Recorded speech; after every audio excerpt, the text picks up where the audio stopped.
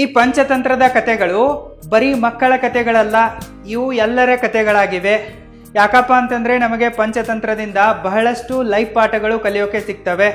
ಸ್ನೇಹ, ಪ್ರೀತಿ, ವಿಶ್ವಾಸ, ನಂಬಿಕೆ, ದ್ರೋಹ ಎಲ್ಲದರ ಬಗ್ಗೆಯೂ ಕೂಡ ನಮಗೆ ಸಾವಿರಾರು ಜೀವನ ಪಾಠಗಳು ಈ ಪಂಚತಂತ್ರದ ಕಥೆಗಳಿಂದ ಕಲಿಯೋಕೆ ಸಿಗ್ತವೆ.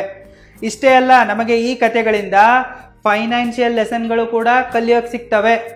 ಪಂಚತಂತ್ರದ ಕಥೆಗಳಿಂದ ನಮಗೆ ಕಲಿಯೋಕೆ ಸಿಗ್ತಾ ಇರುವ 7 ಬೆಸ್ಟ್ ಮನಿ ಲೆಸನ್ಗಳು ಇಂತಿವೆ.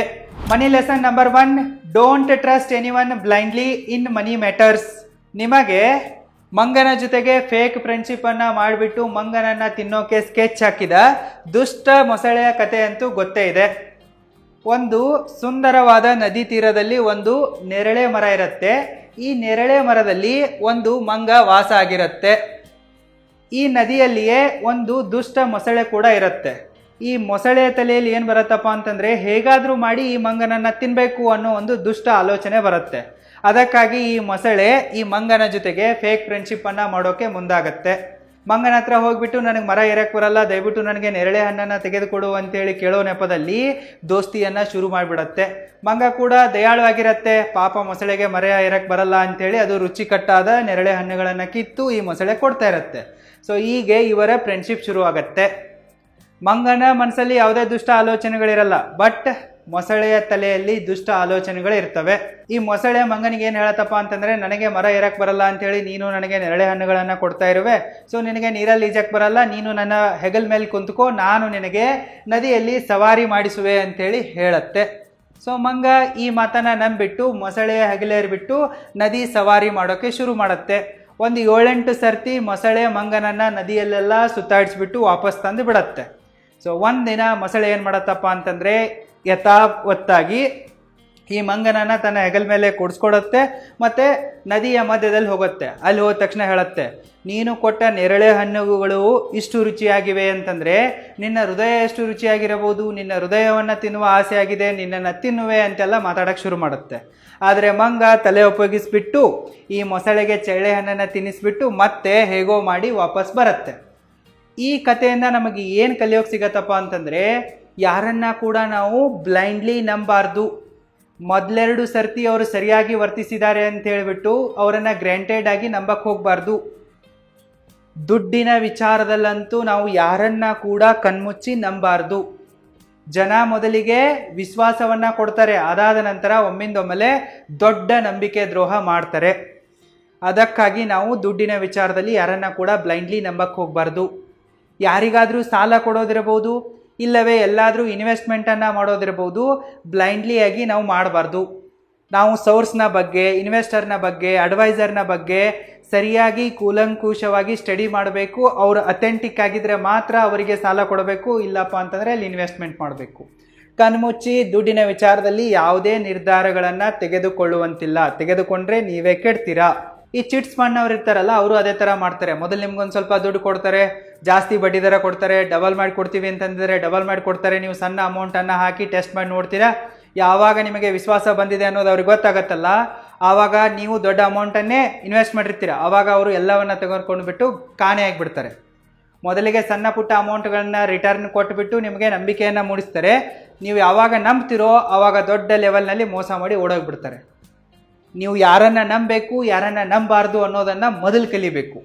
ಸೊ ಈ ಒಂದು ಮನಿ ಲೆಸನ್ ನಮಗೆ ಈ ಪಂಚತಂತ್ರದ ಕಥೆಯಿಂದ ಕಲಿಯೋಕೆ ಸಿಗತ್ತೆ. Money lesson number 2, get rich quietly. ನಿಮಗೆ ಅನಾವಶ್ಯಕವಾಗಿ ಮಾತಾಡಿ ಆಕಾಶದಿಂದ ಕೆಳಗಡೆ ಬಿದ್ದು ಸತ್ತ ಮೂರ್ಖ ಆಮೆಯ ಕತೆ ಗೊತ್ತೇ ಇರಬಹುದು. ಒಂದು ಕೆರೆಯಲ್ಲಿ ಒಂದು ಆಮೆ ಇರುತ್ತೆ, ಮತ್ತೆ 2 ಬಾತುಕೋಳಿಗಳಿರ್ತವೆ. ಬಾತುಕೋಳಿಗಳು ಈ ಕೆರೆಯನ್ನು ಬಿಟ್ಬಿಟ್ಟು ಬೇರೆ ಕೆರೆಗೆ ಹೋಗೋರಿರ್ತವೆ. ಸೊ ಆವಾಗ ಅವು ಈ ಆಮೆಯನ್ನು ಕೂಡ ಕರ್ಕೊಂಡು ಹೋಗೋದಕ್ಕಾಗಿ ಒಂದು ಪ್ಲ್ಯಾನ್ ಅನ್ನು ಮಾಡ್ತವೆ. ಒಂದು ಕಟ್ಟಿಗೆಯನ್ನು ತೆಗೆದುಕೊಂಡ್ಬಿಟ್ಟು ಮಧ್ಯದಲ್ಲಿ ಆಮೆಗೆ, ನೀನು ಈ ಕಟ್ಟಿಗೆಯನ್ನು ಬಾಯಲ್ಲಿ ಹಿಡ್ಕೋ, ನಾವು ಹಾರ್ತೀವಿ, ನೀನು ಕೂಡ ನಮ್ಮ ಜೊತೆಗೆ ಬರ್ಬೋದು ಅಂತೇಳಿ ಒಂದು ಪ್ಲ್ಯಾನ್ ಅನ್ನು ಮಾಡ್ತವೆ. ಆದರೆ ಕಂಡೀಷನ್ ಏನಿರುತ್ತಪ್ಪ ಅಂತಂದರೆ, ಮಧ್ಯದಲ್ಲಿ ನೀನು ಮಾತಾಡಬಾರ್ದು, ಮುಚ್ಕೊಂಡು ಕೂತಿರ್ಬೇಕು ಅನ್ನೋದಿರುತ್ತೆ. ಆದರೆ ಆಮೆ ಅಂತೂ ಸ್ಟುಪಿಡ್ ಇರುತ್ತೆ, ಅದು ಕೇಳಲ್ಲ. ಸೊ ಬಾತುಕೋಳಿಗಳು ಕಟ್ಟಿಗೆಗೆ ಆಮೆಯನ್ನು ಕಟ್ಟಿಕೊಂಡು ಆಕಾಶದಲ್ಲಿ ಹಾರಕ್ಕೆ ಶುರು ಮಾಡ್ತವೆ. ಸೊ ಮಧ್ಯದಲ್ಲಿ ಊರ್ ಜನ ಈ ಬಾತುಕೋಳಿಗಳನ್ನು, ಆಮೆಗಳನ್ನು ನೋಡಿ ಏನೇನೋ ಹೇಳಕ್ಕೆ ಶುರು ಮಾಡ್ತಾರೆ. ಸೊ ಆವಾಗ ಈ ಆಮೆ ಅವರಿಗೆ ಉತ್ತರ ಕೊಡುವುದಕ್ಕಾಗಿ ಬಾಯಿಯನ್ನು ತೆಗೆಯುತ್ತೆ ಮತ್ತೆ ಬಿದ್ದು ಸತ್ತೋಗ್ಬಿಡತ್ತೆ. ಅನಾವಶ್ಯಕವಾಗಿ ಮಾತಾಡಿ ಈ ಮೂರ್ಖ ಆಮೆ ಸತ್ತೋಗ್ಬಿಡತ್ತೆ. ಈ ಪಂಚತಂತ್ರದ ಕಥೆಯಿಂದ ನಮಗೇನು ಸಿಗತ್ತಪ್ಪ ಅಂತಂದರೆ, ನಾವು ಸೈಲೆಂಟಾಗಿ ಶ್ರೀಮಂತರಾಗಬೇಕು, ಅನಾವಶ್ಯಕವಾಗಿ ಮಾತಾಡಬಾರ್ದು. ನಮ್ಮ ಇನ್ಕಮನ್ನು, ಎಕ್ಸ್ಪೆನ್ಸಸ್ಗಳನ್ನು, ಸಂಪತ್ತನ್ನು ಎಲ್ಲವನ್ನ ಕೂಡ ಮುಚ್ಚಿಡ್ಬೇಕು. ನಾವು ಲುಕ್ ಪುವರ್ ಸ್ಟ್ರಾಟಜಿಯನ್ನು ಫಾಲೋ ಮಾಡಬೇಕು. ನಮ್ಮ ಎಕ್ಸಾಕ್ಟ್ ಇನ್ಕಮ್ ಎಷ್ಟಿದೆ, ಇನ್ವೆಸ್ಟ್ಮೆಂಟ್ ಎಲ್ಲೆಲ್ಲಿ ಆಗ್ತಾ ಇದೆ, ಸಂಪತ್ತು ಏನೇನೆಲ್ಲ ಇದೆ ಅನ್ನೋದ್ರ ಬಗ್ಗೆ ನಾವು ಡಂಗುರ ಸಾರಬಾರ್ದು. ನಮ್ಮ ಸಂಪತ್ತಿನ ವಿಚಾರಗಳನ್ನು, ಹಣದ ವಿಚಾರಗಳನ್ನು ನಾವು ಮುಚ್ಚಿಡಬೇಕು. ಮತ್ತು ಯಾವುದೇ ಕಾರಣಕ್ಕೂ ಕೂಡ ನಮ್ಮ ಎಮೋಷನ್ಸ್ಗಳಿಗೆ, ನಮ್ಮ ಫೈನಾನ್ಷಿಯಲ್ ಡಿಸಿಷನ್ಗಳನ್ನು ತೆಗೆದುಕೊಳ್ಳುವ ಅಧಿಕಾರವನ್ನು ಕೊಡಬಾರ್ದು. ನೀವು ಸ್ಟಾಕ್ ಮಾರ್ಕೆಟ್ನಲ್ಲಿ ಇಲ್ಲವೇ ರಿಯಲ್ ಎಸ್ಟೇಟ್ನಲ್ಲಿ ದುಡ್ಡನ್ನು ಇನ್ವೆಸ್ಟ್ ಮಾಡಿರ್ತೀರ. ಸೊ ಸ್ಟಾಕ್ ಮಾರ್ಕೆಟ್ ಸ್ವಲ್ಪ ಕೆಳಗಡೆ ಹೋಗ್ತಾ ಇದೆ, ರಿಯಲ್ ಎಸ್ಟೇಟ್ನಲ್ಲಿ ಸ್ವಲ್ಪ ನೆಗೆಟಿವ್ ನ್ಯೂಸ್ ಬರ್ತಾ ಇದೆ ಅಂತ ಹೇಳ್ಬಿಟ್ಟು ನೀವು ಎಮೋಷ್ನಲ್ ಫೂಲ್ ಆಗಿ ಅವುಗಳನ್ನು ಮಾರಕ್ಕೆ ಹೋಗಬಾರ್ದು. ಮಾರಿದರೆ ನಿಮಗೆ ಲಾಸ್ ಆಗುತ್ತೆ. ಸೊ ಈ ಮೂರ್ಖ ಆಮೆಯಿಂದ ನಮಗೇನು ಕಲಿಯಕ್ಕೆ ಸಿಗತ್ತಪ್ಪ ಅಂತಂದರೆ, ನಾವು ನಮ್ಮ ಸಂಪತ್ತನ್ನು ಮುಚ್ಚಿಡಬೇಕು, ಸೈಲೆಂಟಾಗಿ ಕೆಲಸ ಮಾಡಿ ಸೈಲೆಂಟಾಗಿಯೇ ಶ್ರೀಮಂತರಾಗಬೇಕು. ಶ್ರೀಮಂತರಾದರೂ ಕೂಡ ನಾವು ಲುಕ್ ಪುವರ್ ಸ್ಟ್ರಾಟಜಿಯನ್ನು ಫಾಲೋ ಮಾಡಿ ಬಡವರಂತೆ ಕಾಣಿಸ್ಕೊಳ್ಬೇಕು. ನೀವು ನಿಮ್ಮ ಇನ್ಕಮನ್ನು ಜಾಸ್ತಿ ಹೇಳಿದರೆ ಜನ ನನಗೂ ಕೊಡು ಅಂತಾರೆ, ನೀವು ಕಡಿಮೆ ಹೇಳಿದರೆ ಜನ ಕೀಳಾಗಿ ನೋಡ್ತಾರೆ. ಅದಕ್ಕಾಗಿ ಡೋಂಟ್ ರಿವೀಲ್ ಯುವರ್ ಇನ್ಕಮ್. ಮತ್ತು ನಿಮ್ಮ ಎಮೋಷನ್ಸ್ಗಳ ಮೇಲೂ ಕೂಡ ನೀವು ಕಂಟ್ರೋಲನ್ನು ಇಟ್ಕೋಬೇಕು. ಹಣದ ವಿಚಾರದಲ್ಲಿ ಎಮೋಷನ್ಸ್ಗಳನ್ನು ನೀವು ಕಂಟ್ರೋಲ್ ಮಾಡಲೇಬೇಕಾಗತ್ತೆ. ಸೊ ಈ ಒಂದು ಮನಿ ಲೆಸನ್ ನಮಗೆ ಈ ಮೂರ್ಖ ಆಮೆಯಿಂದ ಕಲಿಯಕ್ಕೆ ಸಿಗತ್ತೆ. Money lesson number 3, diversify to protect yourself. ಒಂದೂರಲ್ಲಿ ಒಬ್ಬ ರೈತ ಇರ್ತಾನೆ. ಆ ರೈತನ ಗದ್ದೆಯಲ್ಲಿರುವ ಬೆಳೆಗಳನ್ನೆಲ್ಲ, ದವಸ ಧಾನ್ಯಗಳನ್ನೆಲ್ಲ ಕೆಲವೊಂದಿಷ್ಟು ಪಕ್ಷಿಗಳು ಬಂದು ತಿಂತಾ ಇರ್ತವೆ. ಅವನ ಬೆಳೆಯನ್ನು, ದವಸ ಧಾನ್ಯಗಳನ್ನು ಅನಾವಶ್ಯಕವಾಗಿ ಈ ಎಲ್ಲ ಪಕ್ಷಿಗಳು ಸೇರಿ ನಾಶ ಮಾಡ್ತಾ ಇರ್ತವೆ. ಸೊ ಇದರಿಂದ ಬೇಸತ್ಬಿಟ್ಟು ರೈತ ಏನು ಮಾಡ್ತಾನಪ್ಪ ಅಂತಂದರೆ, ಒಂದು ಬಲೆಯನ್ನು ತರ್ತಾನೆ. ಬಲೆಯನ್ನು ತಂದುಬಿಟ್ಟು ಮರದ ಮೇಲೆ ಹಾಕ್ತಾನೆ. ಯಾವುದಾದ್ರೂ ಪಕ್ಷಿಗಳು ಅಲ್ಲಿ ಬಂದರೆ ಬಲೆ ಕೆಳಗಡೆ ಬೀಳುತ್ತೆ, ಪಕ್ಷಿಗಳು ಒಳಗಡೆ ಲಾಕ್ ಆಗ್ತವೆ. ಈ ಥರ ಒಂದು ಸಿಸ್ಟಮನ್ನು ಮಾಡ್ತಾನೆ. ಸೊ ರೈತ ತಾನು ಮಾಡಿದ ಸಿಸ್ಟಮ್ನಂತೆ ಆ ಬಲೆಯನ್ನು ಹಾಕ್ತಾನೆ. ಪಕ್ಷಿಗಳೆಲ್ಲ ಬರ್ತವೆ, ಅವನ ಬೆಳೆಯನ್ನು ನಾಶ ಮಾಡೋಕ್ಕೆ ಹೋಗ್ಬಿಟ್ಟು ಈ ಒಂದು ಬಲೆಯಲ್ಲಿ ತಗಲಾಕೊಂಡು ಬೀಳುತ್ತವೆ. ಸೊ ಈ ಬಲೆಯಲ್ಲಿ ಎಲ್ಲ ತಗಲಾಕೊಂಡ ನಂತರ ಎಲ್ಲ ಪಕ್ಷಿಗಳು ಕೂಡ ಪ್ಯಾನಿಕ್ ಆಗಿಬಿಡ್ತವೆ. ಸೊ ಏನು ಮಾಡೋದು ಅಂಥೇಳಿ ಒಬ್ಬೊಬ್ಬರೇ ಎಲ್ಲ ಬಲವನ್ನು ಪ್ರಯೋಗಿಸಿ ಸೋತ್ ಬಿಡ್ತವೆ. ಆವಾಗ ಅಲ್ಲಿದ್ದ ಒಂದು ಬುದ್ಧಿವಂತ ಪಕ್ಷಿ ಹೇಳುತ್ತೆ, ನಾವೆಲ್ಲರೂ ಕೂಡ ಒಬ್ಬೊಬ್ಬರೇ ಇಂಡಿವಿಜುವಲ್ ಆಗಿ ಹಾರಕ್ಕೆ ಟ್ರೈ ಮಾಡಿದರೆ ಯಾರೂ ಕೂಡ ಹಾರಕ್ಕಾಗಲ್ಲ, ಎಲ್ಲರೂ ಕೂಡ ಇಲ್ಲೇ ಬಿದ್ದು ಸಾಯ್ತೀವಿ. ಅದಕ್ಕಾಗಿ ನಾವೇನು ಪ್ಲ್ಯಾನ್ ಮಾಡಬೇಕಪ್ಪ ಅಂತಂದರೆ, ಈ ಬಲೆಯನ್ನು ಬ್ಯಾಲೆನ್ಸ್ ಮಾಡಬೇಕು. ಒಗ್ಗಟ್ಟಾಗಿ ಒಂದೇ ಟೈಮಿಗೆ ನಾವೆಲ್ಲರೂ ಹಾರಿದರೆ ಬಲೆಯೊಂದಿಗೇ ಹಾರಿ ಹೋಗ್ಬೋದು, ಇಲ್ಲಿಂದ ಎಸ್ಕೇಪ್ ಆಗ್ಬೋದು ಅನ್ನೋ ಒಂದು ಐಡಿಯಾ ಕೊಡುತ್ತೆ.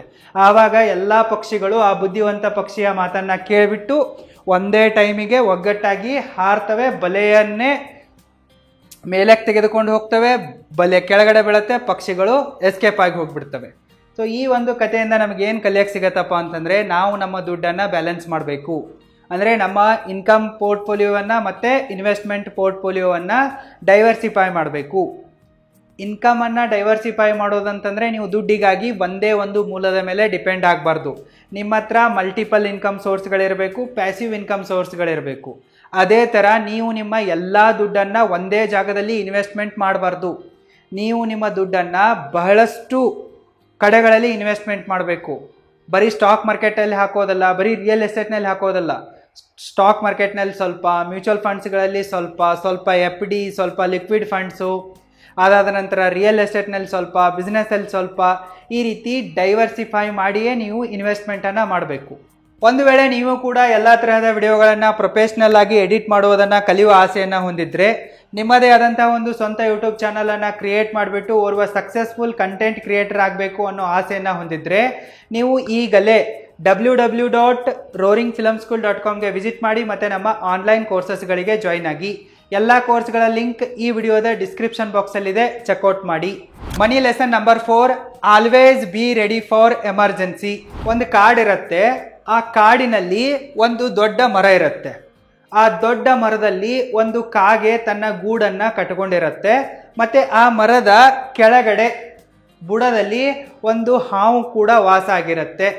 ಈ ಹಾವೇನು ಮಾಡ್ತಾ ಇರತ್ತಪ್ಪ ಅಂತಂದರೆ, ಈ ಕಾಗೆಗೆ ಗೊತ್ತಾಗದಂತೆ ಅದರ ಗೂಡಿಗೆ ಹೋಗಿಬಿಟ್ಟು ಅದರ ಮೊಟ್ಟೆಗಳನ್ನು ಕದ್ದು ತಿಂತಾ ಇರತ್ತೆ. ಕಾಗೆ ಆಹಾರವನ್ನು ಹುಡ್ಕೋದಕ್ಕಾಗಿ ಹೊರಗೆ ಹೋಗ್ತಾ ಇದ್ದಂತೆಯೇ ಈ ಹಾವು ಹೋಗಿ ಮೊಟ್ಟೆಗಳನ್ನು ಕದ್ದು ತಿಂತಾ ಇರತ್ತೆ.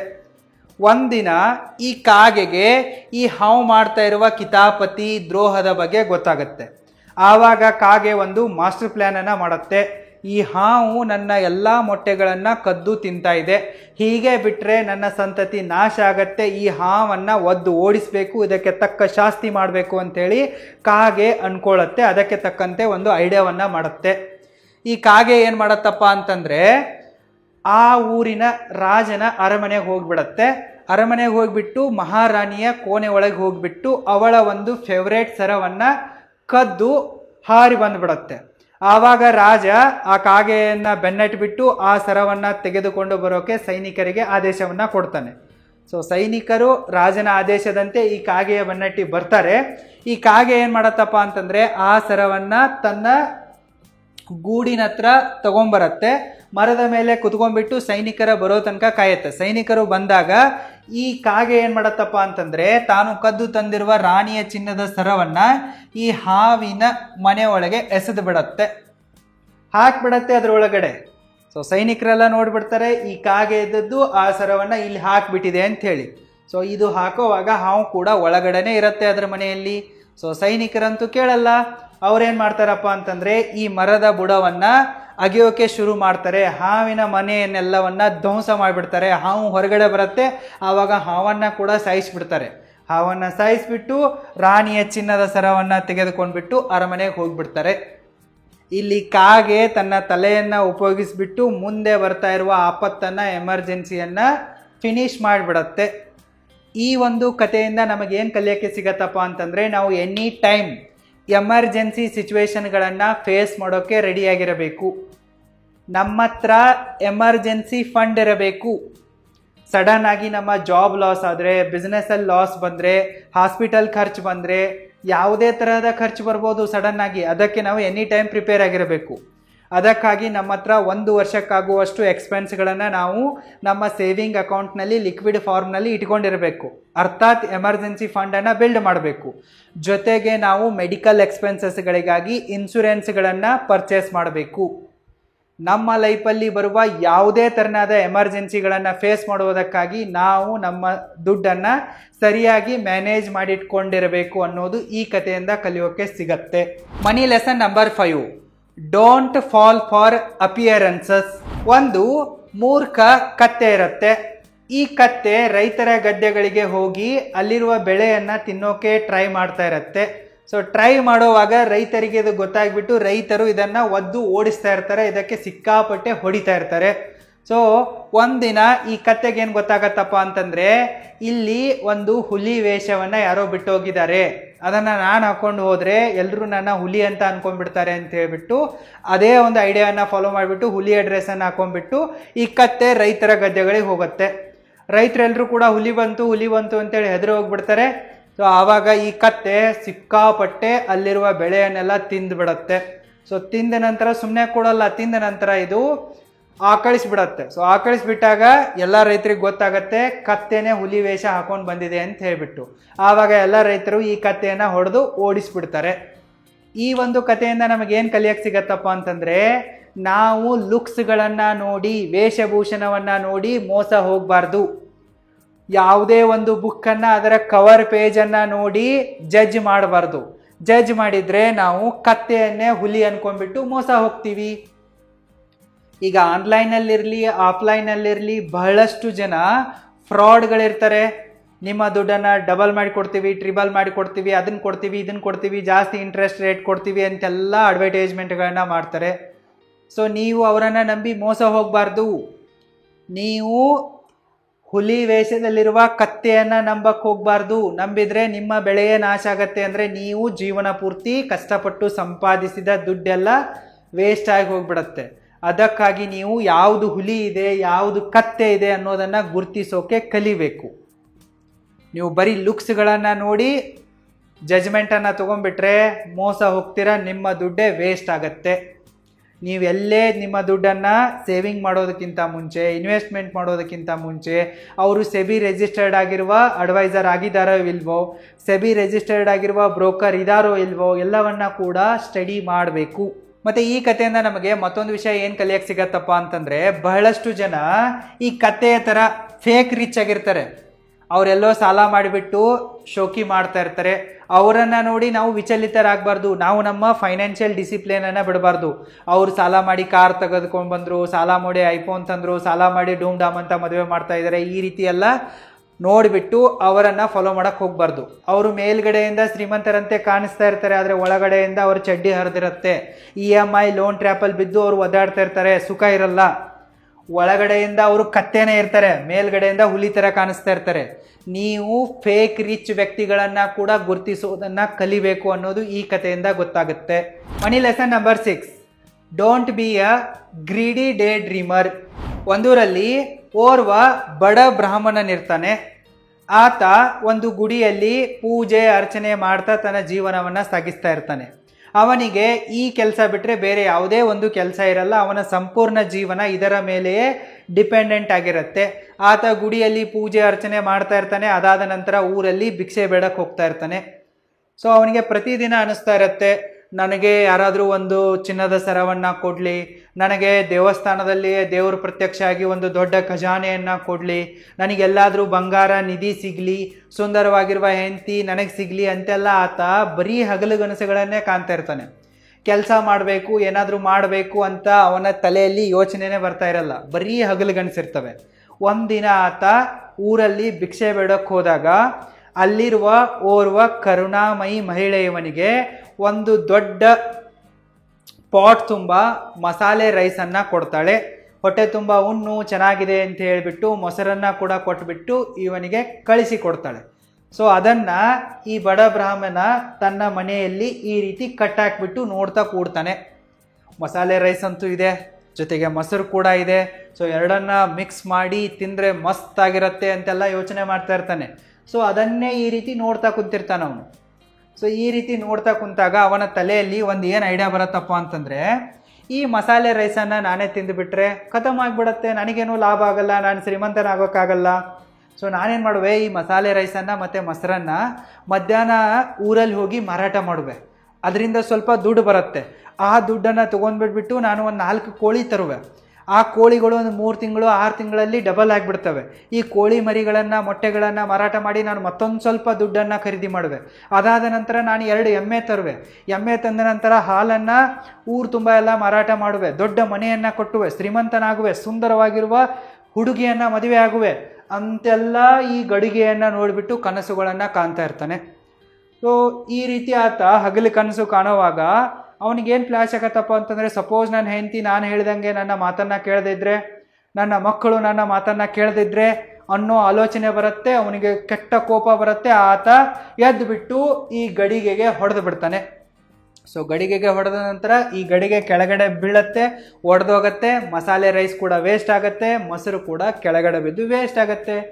ಸೊ ಆವಾಗ ಈ ಮೂರ್ಖ ಬಡ ಬ್ರಾಹ್ಮಣನಿಗೆ ಗೊತ್ತಾಗುತ್ತೆ, ನಾನು ತಪ್ಪು ಮಾಡಿಬಿಟ್ಟೆ, ಹಗಲುಗನಸು ಕಾಣಬಾರ್ದಾಗಿತ್ತು, ಕೊಟ್ಟಿರೋದನ್ನು ತೆಪ್ಪಗೆ ತಿಂದಿದ್ರೆ ಹೊಟ್ಟೆ ಆದರೂ ತುಂಬ್ತಾ ಇತ್ತು ಅನ್ನೋದು ಅರಿವಿಗೆ ಬರುತ್ತೆ. ಸೊ ಈ ಕಥೆಯಿಂದ ನಮಗೇನು ಕಲಿಯೋಕ್ಕೆ ಸಿಗತ್ತಪ್ಪ ಅಂತಂದರೆ, ನಾವು ಯಾವುದೇ ಕಾರಣಕ್ಕೂ ದುಡ್ಡಿನ ವಿಚಾರದಲ್ಲಿ ಗ್ರೀಡಿ ಆಗಬಾರ್ದು. ನಾವು ಸರಿಯಾಗಿ ಆ್ಯಕ್ಷನ್ ಪ್ಲ್ಯಾನ್ಗಳನ್ನು ಮಾಡಬೇಕು. ಬರೀ ಕನಸುಗಳನ್ನು ಕಾಣೋದ್ರಿಂದ ಏನೂ ಆಗಲ್ಲ. ನಾನು ಶ್ರೀಮಂತನಾಗುವೆ ಅಂತ ಅಂದ್ಕೊಂಡ್ರೆ ನೀವು ಶ್ರೀಮಂತರಾಗಲ್ಲ. ಲಕ್ಷ್ಮಿ ಬಂದು ನಿಮಗೇನು ತಗೋ ಬಹಳಷ್ಟು ಪೂಜೆ ಮಾಡಿದೀಯಾ ಅಂತೇಳಿ ದುಡ್ಡನ್ನು ಕೊಡಲ್ಲ. ಸೊ ನೀವು ದುಡ್ಡನ್ನು ಗಳಿಸಬೇಕು, ಶ್ರೀಮಂತರಾಗಬೇಕು ಅಂತಂದರೆ ಸರಿಯಾಗಿ ಆ್ಯಕ್ಷನ್ ಪ್ಲ್ಯಾನ್ಗಳನ್ನು ರೂಪಿಸಬೇಕಾಗತ್ತೆ. ನಿಮ್ಮ ಸ್ಕಿಲ್ಗಳನ್ನು, ನಿಮ್ಮ ನಾಲೆಜನ್ನು ಇಂಪ್ರೂವ್ ಮಾಡ್ಕೊಂಡ್ಬಿಟ್ಟು ಸರಿಯಾಗಿ ಕೆಲಸ ಮಾಡಬೇಕಾಗತ್ತೆ. ಜಾಬು, ಬಿಸ್ನೆಸ್ಸು ಏನಾದರೂ ಮಾಡಬೇಕಾಗತ್ತೆ. ದುಡ್ಡು ಬರುತ್ತೆ. ದುಡ್ಡು ಬಂದಾಗ ಸರಿಯಾಗಿ ಮನಿ ಮ್ಯಾನೇಜ್ಮೆಂಟ್ ಮಾಡಬೇಕಾಗತ್ತೆ. ಸರಿಯಾಗಿ ದುಡ್ಡನ್ನು ಇನ್ವೆಸ್ಟ್ಮೆಂಟ್ ಮಾಡಬೇಕಾಗತ್ತೆ. ಆವಾಗ ನಿಮಗೆ ಫೈನಾನ್ಷಿಯಲ್ ಫ್ರೀಡಮ್ ಸಿಗತ್ತೆ. ಆವಾಗ ನೀವು ರಿಚ್ ಆಗ್ತೀರಾ. ಆವಾಗ ನಿಮಗೆ ಸುಂದರವಾಗಿರುವ ಹೆಂಡತಿ ಸಿಗ್ತಾಳೆ. ಸೊ ಬರೀ ಇವನ ಥರ ಕನಸುಗಳನ್ನು ಕಾಣೋದ್ರಿಂದ ಏನೂ ಆಗಲ್ಲ. ಸೊ ಕನಸುಗಳನ್ನು ಕಾಣ್ತಾ ಕುಂತ್ರೆ ನೀವು ಅಲ್ಲೇ ಇರ್ತೀರಾ, ಗೂಡಿಸಿಲಿನಲ್ಲೇ ಇರ್ತೀರಾ. ಬರೀ ಕನಸಲ್ಲಿ ಮಾತ್ರ ನಿಮಗೆ ಸಂಪತ್ತಿರುತ್ತೆ, ಶ್ರೀಮಂತಿಕೆ ಇರುತ್ತೆ, ಸುಂದರವಾಗಿರುವ ಹೆಂಡತಿ ಇರ್ತಾಳೆ. ನೀವು ಕೋಳಿ ಮೊಟ್ಟೆ ಹಾಕೋದಕ್ಕಿಂತ ಮುಂಚೆ ಎಷ್ಟು ಕೋಳಿ ಮರಿಗಳಾಗ್ತವೆ ಅನ್ನೋದರ ಲೆಕ್ಕ ಹಾಕಕ್ಕೆ ಹೋಗಬಾರ್ದು. ನಿಮ್ಮ ಹತ್ರ ಆ್ಯಕ್ಷನ್ ಪ್ಲ್ಯಾನ್ ಇಲ್ಲಪ್ಪ ಅಂತಂದರೆ, ಜೆನ್ಯೂನ್ ಆಗಿ ನೀವು ಕೆಲಸ ಮಾಡಲಿಲ್ಲಪ್ಪ ಅಂತಂದರೆ ನಿಮ್ಮ ಕನಸುಗಳಿಗೆ ಯಾವುದೇ ಬೆಲೆ ಇರಲ್ಲ. ನೀವು ಕೂಡ ಇವನ್ ಥರ ಬರೀ ಕನಸೇ ಕಾಣ್ತಾ ಕುಂತೀರ. ರಿಯಾಲಿಟಿಯಾಗಿ ನಿಮ್ಮ ಹತ್ರ ಏನೂ ಇರಲ್ಲ. ಬರೀ ಕನಸುಗಳಲ್ಲೇ ನೀವು ಬದುಕಿ ಸತ್ತೋಗ್ಬಿಡ್ತೀರ. ಅದಕ್ಕಾಗಿ ನೀವು ಕನಸುಗಳನ್ನು ಕಾಣಿ, ಆ ಕನಸುಗಳಿಗೆ ತಕ್ಕಂತೆ ಕೆಲಸ ಮಾಡೋಕ್ಕೆ ಶುರು ಮಾಡಿ. Money lesson number 7, save before you need it. ಒಂದು ಮರದಲ್ಲಿ ಒಂದು ಗುಬ್ಬಚ್ಚಿ ಇರುತ್ತೆ. ಈ ಗುಬ್ಬಚ್ಚಿ ಮಳೆಗಾಲ ಶುರುವಾಗುವುದಕ್ಕಿಂತ ಮುಂಚೆಯೇ ತನ್ನ ಗೂಡನ್ನು ಕಟ್ಟಿಕೊಳ್ಳುತ್ತೆ. ಮತ್ತು ಗೂಡನ್ನು ಕಟ್ಟಿದ ನಂತರ ಅದರಲ್ಲಿ ಮಳೆಗಾಲಕ್ಕಾಗಿ ಆಹಾರ ಧಾನ್ಯಗಳನ್ನು ತಂದು ಸಂಗ್ರಹ ಮಾಡೋಕ್ಕೆ ಶುರು ಮಾಡುತ್ತೆ. ಆವಾಗ ಅದೇ ಮರದಲ್ಲಿದ್ದ ಮಂಗ ಈ ಗುಬ್ಬಚ್ಚಿಯನ್ನು ನೋಡಿ ನಗ್ತಾ ಇರುತ್ತೆ. ಮಳೆಗಾಲ ಇನ್ನೂ ದೂರ ಇದೆ, ಯಾಕೆ ಅಡ್ವಾನ್ಸ್ ಕೆಲಸ ಮಾಡ್ತಾ ಇದೀಯಾ, ಯಾಕೆ ಅಷ್ಟೊಂದು ಶ್ರಮ ಪಡ್ತಾ ಇದೀಯಾ, ಬಿಡು, ನಂತರ ಎಂಜಾಯ್ ಮಾಡು, ಬಾ ಮರದಿಂದ ಮರಕ್ಕೆ ಹಾರಾಡೋಣ, ಈ ರೀತಿ ಎಲ್ಲ ಹೇಳುತ್ತೆ. ಆದರೆ ಗುಬ್ಬಚ್ಚಿಗೆ ಈ ಮಂಗ ಮೂರ್ಖ ಇದೆ ಅನ್ನೋದು ಗೊತ್ತಿರುತ್ತೆ. ಅದಕ್ಕಾಗಿ ಈ ಗುಬ್ಬಚ್ಚಿ ಮಂಗನ ಮಾತನ್ನು ಇಗ್ನೋರ್ ಮಾಡಿಬಿಟ್ಟು ತನ್ನ ಪಾಡಿಗೆ ತಾನು ಗೂಡು ಕಟ್ಟತ್ತೆ, ಅದರಲ್ಲಿ ಆಹಾರ ಧಾನ್ಯಗಳನ್ನು ಸಂಗ್ರಹಿಸಿಡೋಕೆ ಶುರು ಮಾಡುತ್ತೆ. ಆದರೆ ಗುಬ್ಬಚ್ಚಿಯ ತಪ್ಪೇನಾಗ್ಬಿಡತ್ತಪ್ಪ ಅಂತಂದರೆ, ಈ ಗುಬ್ಬಚ್ಚಿ ಮಂಗನಿಗೆ ಬುದ್ಧಿವಾದ ಹೇಳುತ್ತೆ. ಲೋ ಮಂಗನ್ನ, ಮಳೆಗಾಲ ಬಂತಪ್ಪ ಅಂತಂದರೆ ಹೊರಗಡೆ ಹೋಗೋಕ್ಕಾಗಲ್ಲ, ಈಗಲೇ ಒಂದು ಚೆನ್ನಾಗಿರುವ ಗೂಡು ಕಟ್ಕೋ, ಮನೆ ಕಟ್ಕೋ, ಮನೆಯಲ್ಲಿ ಆಹಾರ ಧಾನ್ಯಗಳನ್ನು ಸಂಗ್ರಹಿಸಿಟ್ಕೋ, ಮಳೆಗಾಲದಲ್ಲಿ ಬೇಕಾಗತ್ತೆ ಅಂತ ಹೇಳುತ್ತೆ. ಸೊ ಈ ಗುಬ್ಬಚ್ಚಿಯ ಬುದ್ಧಿವಾದದ ಮಾತುಗಳು ಈ ಮಂಗನಿಗೆ ಇಷ್ಟ ಆಗಲ್ಲ. ಈ ಮಂಗ ಏನು ಮಾಡುತ್ತಪ್ಪ ಅಂತಂದರೆ ಕೋಪದಲ್ಲಿ ಈ ಗುಬ್ಬಚ್ಚಿಯ ಗೂಡನ್ನು ಕಿತ್ತು ಕೆಳಗಡೆ ಬಿಸಾಕ್ಬಿಡುತ್ತೆ. ಈ ಕಥೆಯಿಂದ ನಮಗೆ ಯಾವ ಮನಿ ಲೆಸನ್ ಕಲಿಯಕ್ಕೆ ಸಿಗತ್ತಪ್ಪ ಅಂತಂದರೆ, ನಾವು ಮುಂದಿನ ಖರ್ಚುಗಳಿಗಾಗಿ ಇವತ್ತು ದುಡಿಬೇಕು, ಇವತ್ತು ಸೇವ್ ಮಾಡಬೇಕು, ಇವತ್ತು ಇನ್ವೆಸ್ಟ್ಮೆಂಟ್ ಮಾಡಬೇಕು. ಖರ್ಚು ಮಾಡೋದಕ್ಕಿಂತ ಮುಂಚೆ ನಾವು ಸಂಪಾದನೆ ಮಾಡಬೇಕು. ಇಲ್ಲಿ ಹೇಗೆ ಗುಬ್ಬಚ್ಚಿ ಮಳೆಗಾಲ ಬಂದಾಗ ನನಗೆ ಆಹಾರ ಬೇಕು ಅಂತೇಳಿ ಅಡ್ವಾನ್ಸ್ ಆಗಿಯೇ ಆಹಾರವನ್ನು ಸಂಗ್ರಹಣೆ ಮಾಡಿಡತ್ತೋ, ಅದೇ ರೀತಿ ನನಗೆ ರಿಟೈರ್ಮೆಂಟ್ ಆದಾಗ, ಮುಂದೆ ಮಕ್ಕಳಾದಾಗ, ಹಾಸ್ಪಿಟಲ್ ಎಮರ್ಜೆನ್ಸಿ ಬಂದಾಗ ಖರ್ಚಿಗೆ ದುಡ್ಡು ಬೇಕಂತೇಳಿ ನೀವು ಇವತ್ತು ದುಡಿಬೇಕು. ದುಡಿದ ನಂತರ ಅದನ್ನು ಸರಿಯಾಗಿ ಸೇವು, ಇನ್ವೆಸ್ಟ್ಮೆಂಟು ಮಾಡಿಟ್ಕೋಬೇಕು. ನೀವು ಮಂಗನ ಥರ ಮಾಡಬಾರ್ದು, ಮನೇನೂ ಇಲ್ಲ ಏನೂ ಇಲ್ಲ ಅನ್ನೋ ಥರ ಆಗಬಾರ್ದು ನೀವು.